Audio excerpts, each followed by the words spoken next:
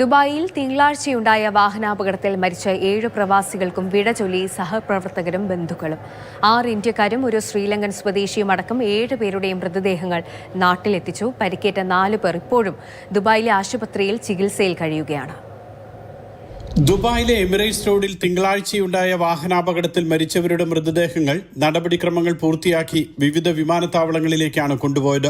6 ഇന്ത്യക്കാരും ഒരു ശ്രീലങ്കൻ സ്വദേശിയുമാണ് അപകടത്തിൽ മരിച്ചത്. തെലങ്കാന, ഡൽഹി, കൊളംബോ, വാരണാസി തുടങ്ങിയ വിവിധ സ്ഥലങ്ങളിൽ മൃതദേഹങ്ങൾ എത്തിച്ചു. 2 മൃതദേഹങ്ങൾ വീതമാണ് തെലങ്കാനയിലും വാരണാസിയിലും എത്തിച്ചത്. ശ്രീലങ്കൻ സ്വദേശിയുടെ മൃതദേഹം കൊളംബോയിൽ എത്തിച്ച് ബന്ധുക്കൾക്ക് കൈമാറി.